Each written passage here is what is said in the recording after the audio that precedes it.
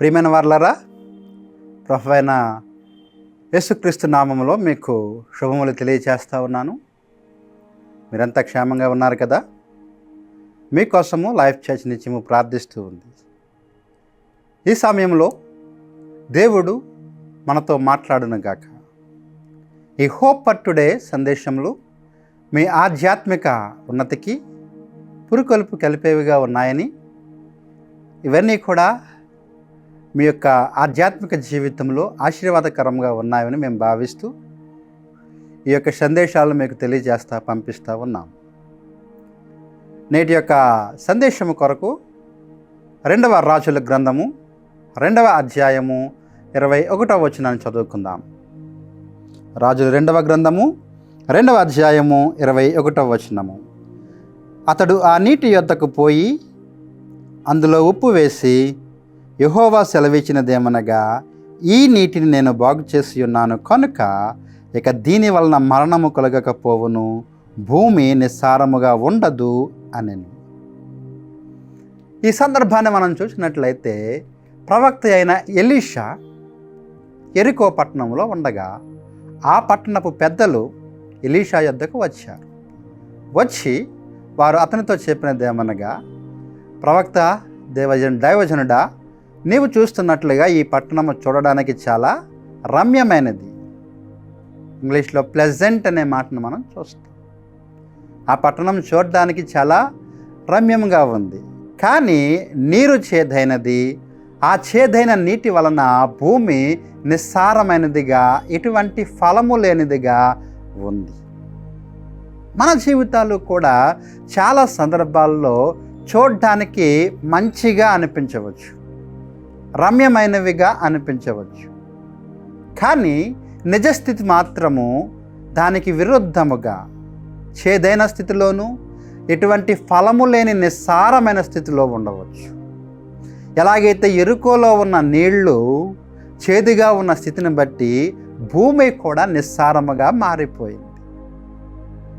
మనము కూడా మన యొక్క దేహములు చూడడానికి మంచిగా ఉన్నప్పటికీ మనము చాలా నిరుత్సాహంతో ఉన్నట్లుగా, మన అంతరంగములో మనము చాలా నిస్సారమైన స్థితిలో ఉన్నట్లుగా మనము ఈ లోకంలో ఉంటూ ఉన్నాం. అలాగే మన బయట పరిస్థితులు చూస్తూ ఉన్నప్పుడు దేశాన్ని చూసినా దేశము చాలా బాగుంది అనిపిస్తుంది, కానీ నిజస్థితిలో అది చాలా ప్రమాదకరమైన స్థితిలో ఉన్నట్లుగా మనం గమనిస్తాం. ఇటువంటి నీటిని గురించి ఎప్పుడైతే పెద్దలు ప్రవక్త అయిన ఎలీషాకు చెప్తే, ఎలీషా ఒక చక్కని ఉపాయం చెప్పారు. ఏంటి అంటే, ఒక కొత్త పాత్రను తీసుకొని ఆ పాత్రలో ఉప్పు వేసుకుని రమ్మను. ఆ ఉప్పును తీసుకెళ్ళి ఆ నీటి యొట్టలో విసరగానే అది బాగుపడింది. ఆ ఉప్పు అనేది దేవుని యొక్క కృప. దేవుని యొక్క కృపను గనక మనం పొందుకున్నట్లయితే మన యొక్క స్థితి మార్చబడుతూ ఉంది. కాబట్టి ఆ నిస్సారమైన భూమి, ఆ చేదైన మరణకరమైన నీళ్లు మంచిగా బాగుపడ్డాయి. దేనివల్ల అంటే ఆ ఉప్పు వల్ల. ఉప్పు అనేది దేవుని కృపకు సూచనగా ఉంది. మన జీవితాల్లో కూడా నిస్సహాయమైన స్థితిలో, నిస్సారమైన స్థితిలో, ఫలము అనేది లేని స్థితిలో మనం ఉన్నట్లయితే దేవుని కృప కొరకు కనిపెడదాం, అడుగుద్దాం, దేవుణ్ణి వేడుకుందాం. ఆయన తన కృపను తప్పక ఇస్తాడు. ఆయన కృప మనం పొందుకున్నట్లయితే మన నిస్సారమైన జీవితము ఫలవంతమైన జీవితంగా మార్చబడుతుంది.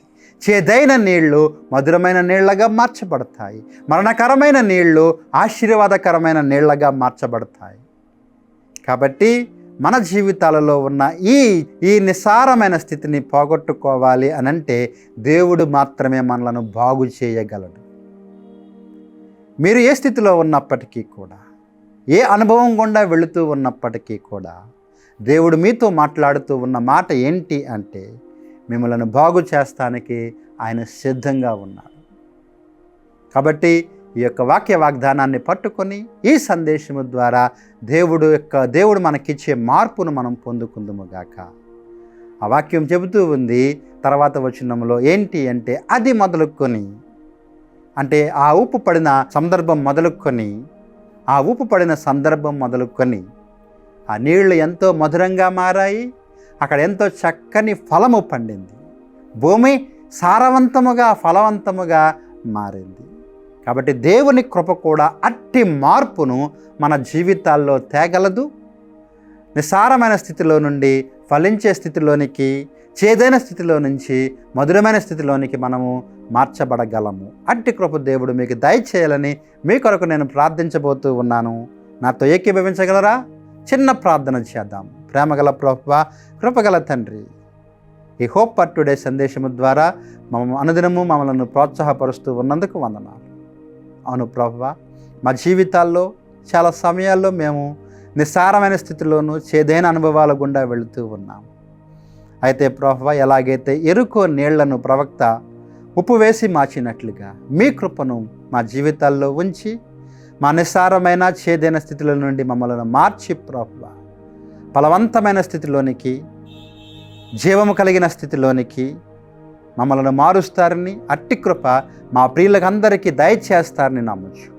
వారిని ప్రభువా ఈ సమయంలోనే మీ కృప ద్వారా తాకి వారి యొక్క నిరుత్సాహ స్థితిలో నుండి ఒక ఉన్నతమైన స్థితిలోనికి వారిని తీసుకుని వస్తారని నమ్మచ్చు. యేసు నామములో ఈ ప్రార్థన అడిగి వేడుకుంటున్నాము తండ్రి, ఆమేన్. ఓకే ఫ్రెండ్స్, మీ స్థితి ఏదైనప్పటికీ కూడా దేవుడు బాగు చేయబోతూ ఉన్నాడు, మార్చబోతూ ఉన్నాడు. అట్టి ధైర్యముతో ముందుకు సాగుదుము గాక. God bless you.